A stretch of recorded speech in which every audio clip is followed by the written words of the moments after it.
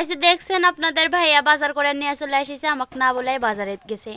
কি বাজার করে নিয়ে এসেছো তুমি? এই ঈদের একটু গরিব মানুষ, আমরা যেটুকু বাজার পাইছি সেটুকুই করেছি, তোমাকে বলিনি তো। তোমাকে আমি দিচ্ছি, তুমি দেখো। লেও বাজার লেও তো। দেখেন দাঁড়ায় আছে বাজার নেওয়ার জন্য। এত ভারী, তুমি এতগুলান বাজার কেন করেছো? হয়, ভাঙ্গা রাস্তা দিয়ে এলাম, বাজার করছি, তাও আসতে যাথা ইয়ে হলো না। তুমি থাও ওখানে, থুইয়া দেখো কি কি বাজার কি করছি। বাজার করেছো দেখি দিনি।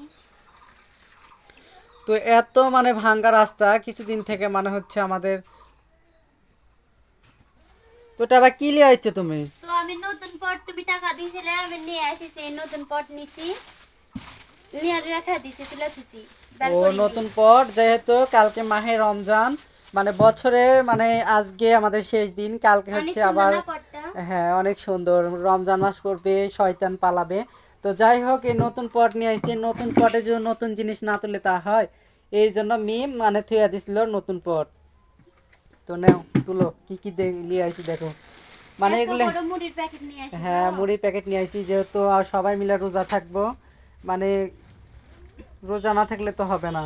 সারা জীবন যদি খাওয়া যায় তাহলে আল্লাহর ইবাদত কখন করব, আল্লাহর এগুলা গুণগান বুন দিয়ে গাবো। নিয়ে এসেছো? হ্যাঁ, বুন দিয়ে এগুলো চিনি নিয়ে আসতে মনে নাই, এগুলো বুন দিয়ে হচ্ছে শিরা করে তুললে পারে অনেক সুন্দর হবে বুন দিয়ে।